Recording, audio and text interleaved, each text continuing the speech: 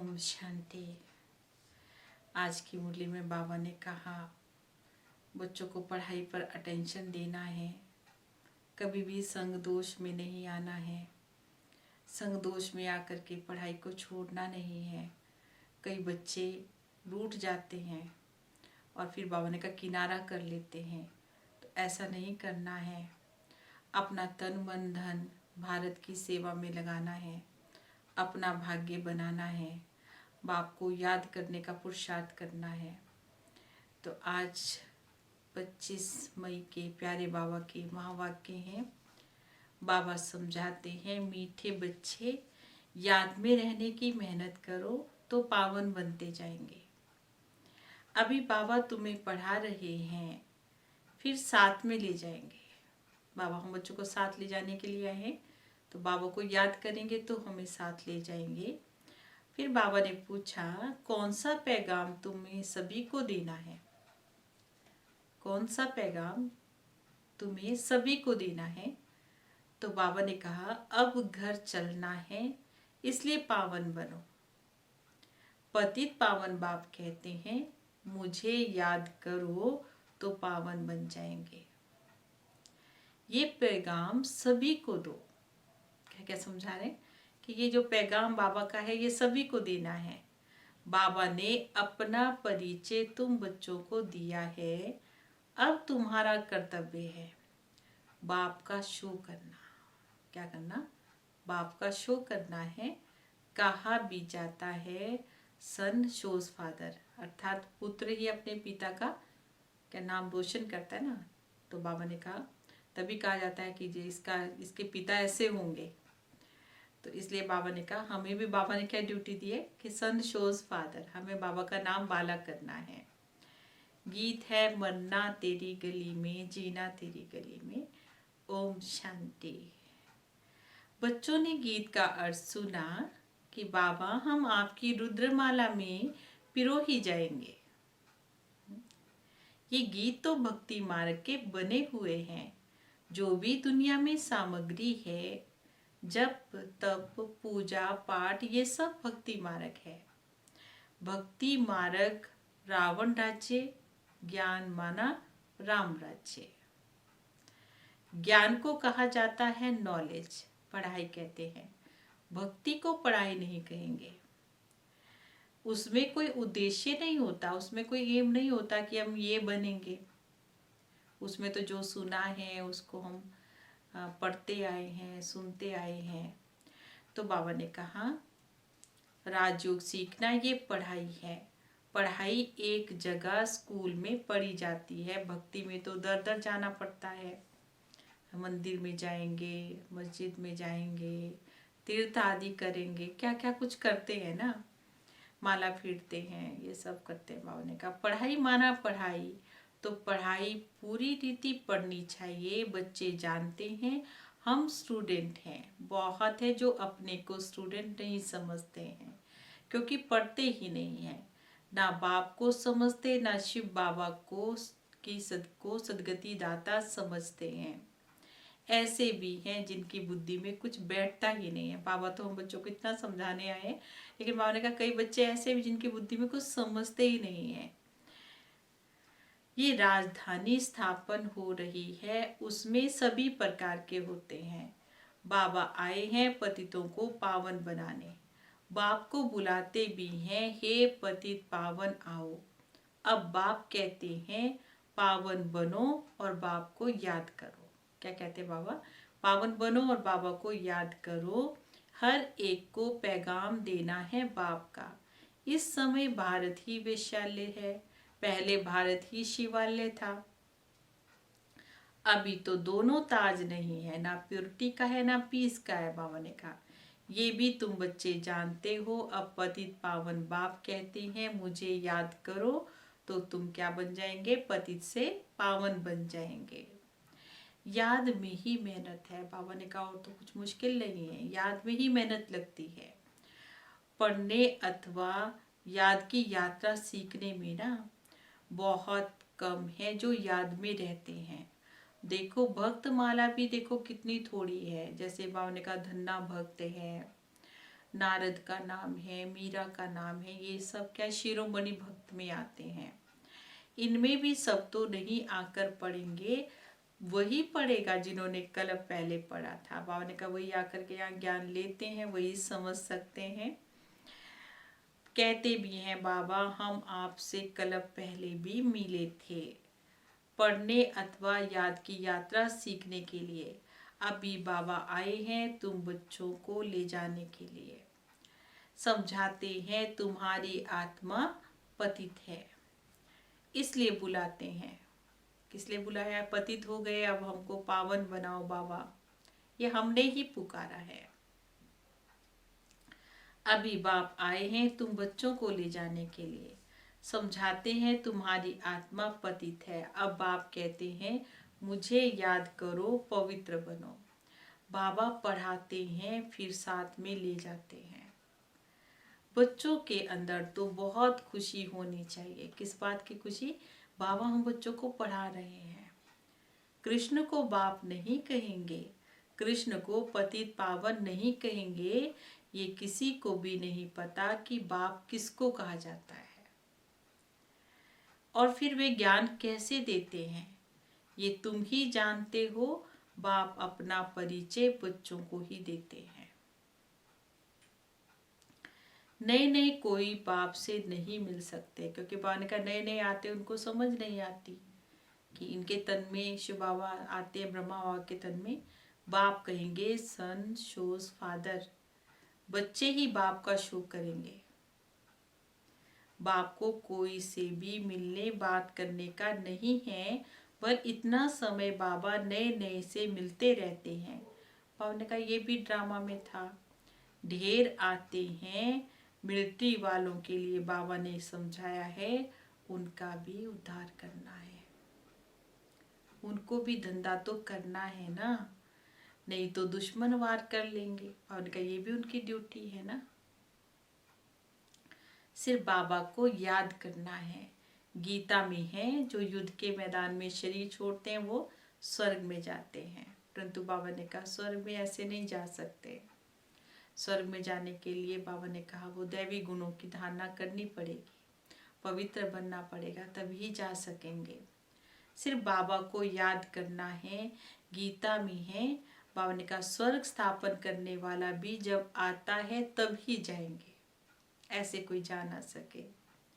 स्वर्ग क्या चीज है ये भी कोई नहीं जानते हैं।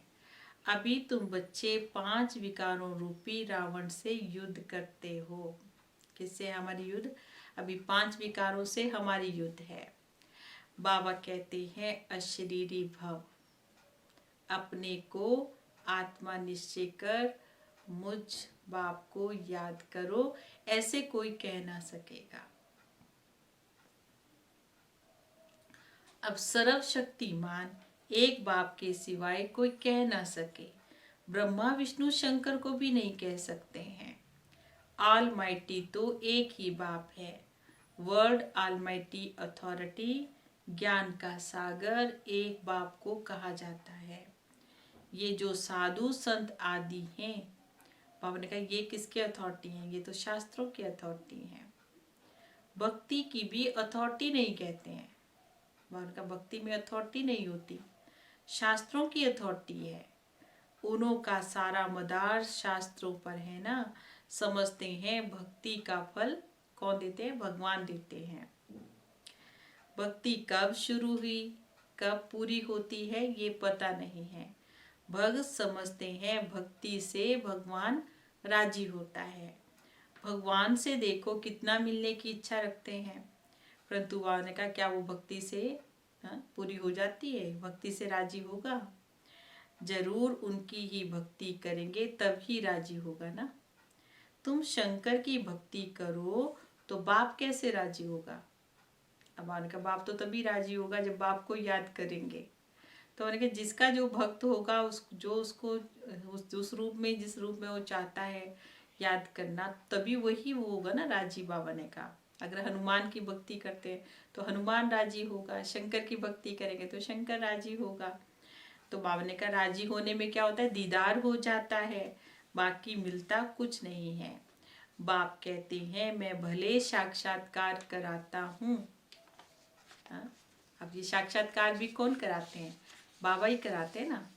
तो बाबा ने कहा परंतु ऐसे नहीं कि मेरे साथ आकर के मिलेंगे। तुम मेरे साथ मिलते हो, भक्त भक्ति करते हैं, भगवान से मिलने के लिए भक्ति करते हैं ना। कहते हैं पता नहीं भगवान किस रूप में आकर के मिल जाए, ऐसे समझते हैं। तो बाबा ने कहा इसको भी ब्लाइंड फेथ कहेंगे कि किस रूप में मिलेगा। बाबा ने तो सब समझा दिया कैसे मिलते हैं। अभी बाप से मिलते हो, जानते हो निराकार बाप जब शरीर धारण करे तभी आकर अपना परिचय दे। तो बाबा कहते मैं तुम्हारा बाप हूँ, 5000 वर्ष पहले भी मैंने तुमको राज्य भाग्य दिया था, फिर तुमको ही 84 जन्म लेना पड़े। ये सृष्टि का चक्र फिरता रहता है। द्वापर के बाद ही दूसरे धर्म आते हैं, अपना अपना धर्म आकर स्थापन करते हैं। इसमें कोई बड़ाई की बात नहीं है, बड़ाई किसी की भी नहीं है। ब्रह्मा की बड़ाई तब है जब बाप आकर प्रवेश करते हैं। नहीं तो ये धंधा करता था, इनको थोड़े ही पता था कि मेरे में भगवान आएंगे। बाबा ने प्रवेश करके समझाया कि मैंने इनमें प्रवेश किया है। कैसे इनको दिखाया कि मेरा सो तुम्हारा, तुम्हारा सो मेरा। बाबा ने प्रवेश करके समझाया ना, तुम मेरे मददगार बनते हो, क्योंकि अपने तन मन धन से तो जो उनकी एवज में तुमको ये मिलता है। बाबा ने कहा तुम बच्चे ये अपना तन मन धन लगाते हैं तो उनकी एवज में तुमको सत्युग का राज्य भाग्य मिल जाता है।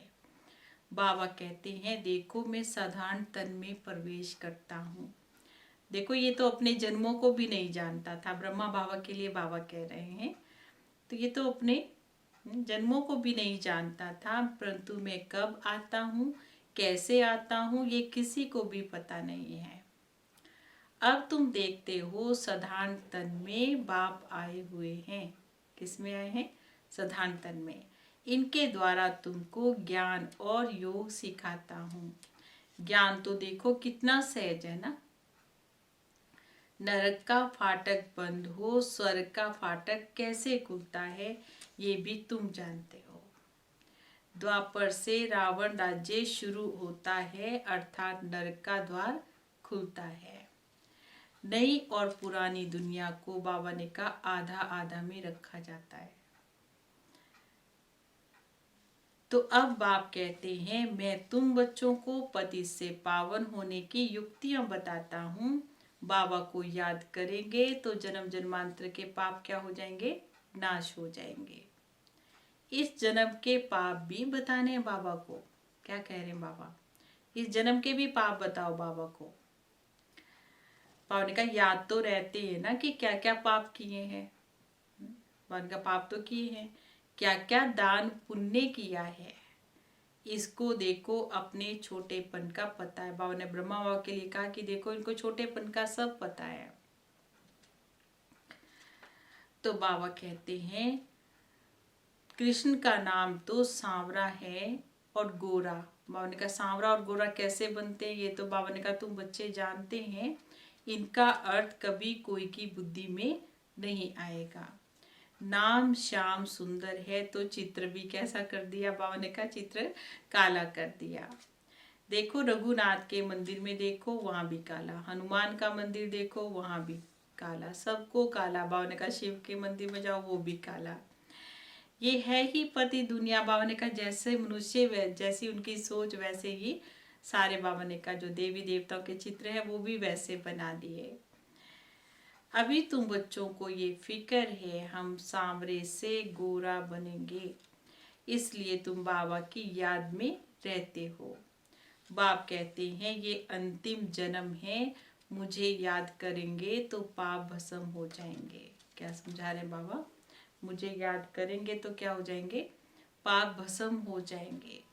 जानते हैं बाबा आए हैं ले जाने के लिए, तो जरूर यहाँ ही शरीर छोड़ेंगे। शरीर सही थोड़े ही जा सकते हैं। बाबा ने कहा शरीर तो यही विनाशी शरीर है, वो तो जा नहीं सकता है। पतित आत्माएं भी जा ना सके, जरूर बाप पावन बनने की युक्ति बतलाते हैं।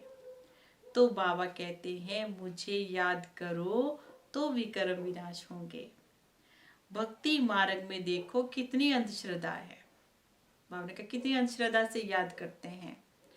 शिव काशी कहते, फिर कहते हैं हाँ कि शिव ने गंगा लाई। क्या कहते हैं कि शिव गंगा लेके आते हैं, भागीरथ से गंगा निकली। अब पानी माथे से कैसे निकल सकता है? बाबा ने कहा किसी के सिर से पानी कैसे निकलेगा? वो भी जटाओं से निकलता हुआ दिखाया है। अब प्रकृति का शरीर होगा तो प्रकृति से तो ऐसा संभव नहीं है। तो बाबा ने कहा भागीरथ कोई ऊपर पहाड़ पर बैठा है क्या जिसकी जटाओं से गंगा आएगी? पानी जो बरसता है वो भी सागर ही खींचते हैं, जो सारी दुनिया में फिर पानी जाता है। तो नदियां तो बाबा ने कहा सब तरफ है। पहाड़ों पर बर्फ जम जाती है, फिर वह भी पानी आता रहता है। पहाड़ों के अंदर गुफाओं में पानी रहता है, वह फिर कहाँ रहता है? वो बाबा ने कहा फिर कुओं में जाता है। वह भी बरसात के आधार पर है, बरसात ना पड़े तो बाबा ने कहा कुएं भी सूख जाते हैं। कहते भी हैं बाबा हमको पावन बनाकर स्वर्ग में ले जाओ। क्या कहते हैं? बाबा हमको पावन बनाकर स्वर्ग में ले जाओ। बाबा ने कहा आज ही स्वर्ग कृष्णपुरी की है, विष्णुपुरी का किसी को पता नहीं है। कृष्ण के मुरीद कहेंगे जहाँ देखो कृष्ण ही कृष्ण है। क्या कहते हैं? जहाँ देखते हैं वहाँ कृष्ण ही कृष्ण है। अरे जबकि परमात्मा सर्वव्यापी है तो क्यों नहीं कहते जिधर देखो परमात्मा ही परमात्मा है? परमात्मा के मुरीद फिर ऐसे कहेंगे ये सब उनके ही रूप हैं। बाबा ने कहा वही वे सारी लीला कर रहे हैं, फिर कहेंगे भगवान ने रूप धरे हैं ये लीला करने के लिए। तो बाबा तो जरूर अभी ही लीला करेंगे ना। बाबा ने कहा लीला भी कब करेंगे? बाबा अभी ही करेंगे। परमात्मा की दुनिया स्वर्ग में देखो, वहां तो गंध की बात नहीं रहती है। क्या समझा रहे बाबा? वहां गंध की बात होती नहीं है, यहाँ तो गंध ही गंध है। फिर वहां कह देते परमात्मा सर्वव्यापी है, फिर कहेंगे परमात्मा ही सुख देते हैं। अब बच्चा आया सुख हो गया, और अगर शरीर छोड़ गया तो कहेंगे दुख हुआ। तो अरे भगवान ने तुमको चीज दी, अगर उन्होंने ले ली फिर क्यों रोते हो? अगर भगवान ने दी थी तो बाबा ने कहा लेने का हक भी तो उनका है ना, फिर ले सकते हैं। तो बाबा ने कहा सत्युग में ये रोने आदि का दुख नहीं होता है। मोह जीत राजा का भी दृष्टांत बाबा बताते हैं, ये सब झूठे दृष्टांत है, इनमें कोई बाबा ने कहा सार नहीं है। सत्युग में ऋषि मुनि होते नहीं हैं, यहाँ भी ऐसी बात हो ना सके। ऐसा कोई मोहजीत राजा कोई यहाँ हो नहीं सकता है। भगवानुवाच यादव कौरव पांडव क्या करत भय। तुम्हारा अभी बाप से योग है। बाप कहते हैं मैं तुम बच्चों को भारत को स्वर्ग बना रहा हूँ। तुम बच्चों के द्वारा ही भारत को, बाबा भी बच्चों के द्वारा भारत को स्वर्ग बना रहे हैं। अब जो पवित्र बने हैं वही पवित्र दुनिया के मालिक बनेंगे। कोई भी मिले उनको ये बोलो। क्या बोलना है उनको? भगवान कहते हैं मामेकम याद करो। भक्ति मार्ग में ये धंधा आदि करते याद करते थे ना। गुरु लोग भी कहते हैं मुझे याद करो। बाबा ने कहा गुरु भी यही कहेंगे मुझे याद करो, अपने पति को याद नहीं करो। अरे बाबा ने कहा तुम बच्चों को बाबा कितनी बातें समझाते हैं, और वो बाबा ने कहा मूल बात है अभी सबको ये पैगाम देना है। बाबा कहते हैं माँ मेकम याद करो। बाबा माना ही भगवान ना। भगवान तो निराकार है, कृष्ण को तो सब भगवान नहीं कहेंगे। देखो कृष्ण तो बच्चा है, शिव बाबा इसमें ना होते तो बाबा ने कहा तो तुम होते क्या। शिव बाबा ने इनके द्वारा ही तुमको एडॉप्ट किया है। देखो बाबा हम बच्चों को अपना बनाते हैं, ये हमारी माता भी है, ये हमारा पिता भी है। अब बाबा ने कहा माता तो साकार में चाहिए, इसलिए बाबा ने ब्रह्मा बाबा को अडॉप्ट किया। हाँ, और हम बच्चों को फिर उनके थ्रू हमें भी अडॉप्ट कर लिया, अपना बनाया, बाबा ने उनमें प्रवेश किया। तो वह तो है ही पिता, तो ऐसी ऐसी बातें अच्छी रीति धारण करनी है। तुम बच्चों को कभी भी किसी बात में मूंझना नहीं है। बाबा ने कहा कभी भी डिस्टर्ब नहीं होना है, और कभी भी बाबा ने कहा किसी उलझन में नहीं आना है, कभी भी पढ़ाई को नहीं छोड़ना है। क्या समझा रहे हैं बाबा, कभी भी क्या नहीं करना, पढ़ाई को नहीं छोड़ना है। कई बच्चे संग दोष में आकर रूठ कर अपनी ही पाठशाला खोल देते हैं। बाबा ने कहा अपने घर में खोल देंगे। अगर आपस में लड़ झगड़ कर जाए, अपनी पाठशाला खोली, तो बाबा ने कहा ये मूर्खपना है, ये समझदारी नहीं है। रूठते हैं तो पहली बात तो बाबा ने कहा जो रूठा हुआ है समझो उसकी स्थिति क्या है, वो क्या पाठशाला खोलेगा, वो चलाएगा कैसे। बाबा ने कहा वो पाठशाला खोलने के लायक ही नहीं है, वे तो दे अभिमान तुम्हारा चलेगा ही नहीं, क्योंकि बुद्धि में तो दुश्मनी, और दुश्मनी के कारण ही तो बाबा ने कहा वो अपने घर में पाठशाला खोल ली। तो बाबा ने कहा फिर वह तुम्हारा चलेगा ही नहीं, क्योंकि वह तो दुश्मनी है, फिर वही याद आती रहेगी, कुछ भी किसी को समझा नहीं सकेंगे। क्या समझा रहे हैं बाबा, किसी को फिर कुछ समझा नहीं सकेंगे। ऐसा भी होता है, जिसको ज्ञान देते हैं वह फिर उनसे भी तीखा चल जाता है, और फिर खुद बाबा ने कहा खुद ज्ञान भी छोड़ देते हैं, खुद गिर भी जाते हैं, खुद भी समझते हैं मेरे से ज्यादा उनकी अवस्था अच्छी है। बाबा ने कहा पढ़ने वाला राजा बन जाए और पढ़ाने वाला दास दासी बन जाते, ऐसे ऐसे भी होता है। अच्छा, बाबा ने कहा अभी पुरुषार्थ करो और बाबा के गले का हार बनना है। ऐसा पुरुषार्थ करना है कि बाबा के गले का हार बने, बाबा के दिल तक नशीन बने। बाबा जीते जी मैं आपका बना हूँ। बाबा ने कहा बाबा की याद से ही हमारा बेड़ा पार होना है। अच्छा, मीठे मीठे सिकी लदे बच्चों प्रति माता पिता बाप दादा का याद प्यार और गुड मॉर्निंग। रूहानी बाप की रूहानी बच्चों को नमस्ते। हम रूहानी बच्चों की रूहानी बाबा को नमस्ते नमस्ते नमस्ते जी। गुड मॉर्निंग बाबा। और आज धारणा का के लिए मुख्य सार है, मुख्य पॉइंट्स हैं। पहली पॉइंट है कभी किसी बात में मूंझना नहीं है। क्या नहीं करना, कभी भी किसी बात में मूंझना नहीं है। आपस में रूठकर पढ़ाई नहीं छोड़नी है। क्या नहीं करना है, आपस में रूठकर पढ़ाई नहीं छोड़नी है। दुश्मनी बनाना भी देह अभिमान है। दुश्मनी रखना, आज जैसे बाबा ने कहा ना, दुश्मनी में आकर के हमने सेंटर को छोड़ दिया और अपने घर में खोल लिया, अलग से करना शुरू कर दिया, तो बाबा ने कहा दूसरे को आप क्या समझाएंगे जब हमारी खुद की स्थिति अच्छी नहीं है और हमने द्वेष में आकर के ऐसा कार्य किया। तो बाबा ने कहा किसी को समझाया भी नहीं सकेंगे। तो इसलिए बाबा ने कहा कोई दुश्मनी रखनी नहीं है, दुश्मनी बनाना ये देह अभिमान है। संग दोष से अपनी बहुत बहुत संभाल करनी है। संग दोष से अपनी बहुत बहुत संभाल करनी है। पावन बनना है, अपनी चलन से बाबा का शो करना है। अपनी चलन से क्या करना है, बाबा का शो करना है। और दूसरी पॉइंट है प्रीत बुद्धि बन, एक बाप की अव्यभिचारी याद में रहना है।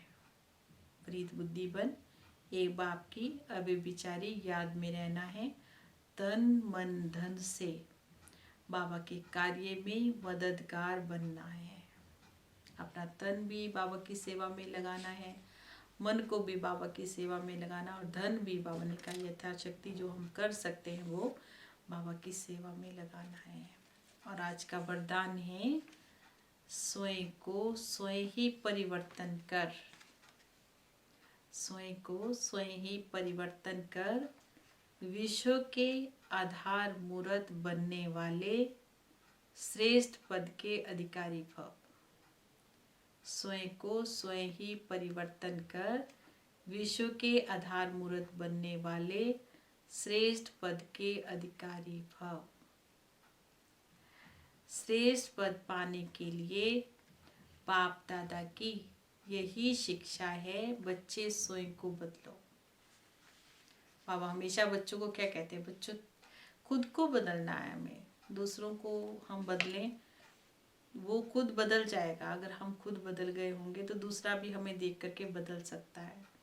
कई बच्चे कहते हैं ना पहले ये बदल जाए तब मैं बदलूंगा, इसकी वजह से ऐसा है, ऐसा नहीं। बाबा ने कहा खुद को बदलना है। स्वयं को बदलने के बजाय अगर हम परिस्थितियों को, अन्य आत्माओं को बदलने का सोचते हैं, या हमें वो संकल्प आता है कि ये सैल्वेशन मिल जाए, ये सहयोग मिले, ये सहारा मिले तो परिवर्तन हो, तो बाबा ने कहा ऐसे किसी का आधार पर परिवर्तन होने की प्रारब्ध भी आधार पर ही रहेगी।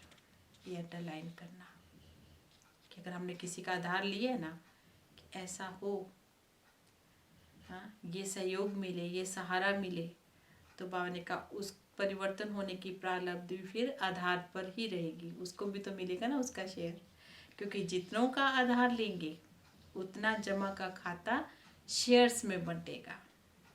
इसलिए सदा लक्ष्य रखो, स्वयं को परिवर्तन होना है।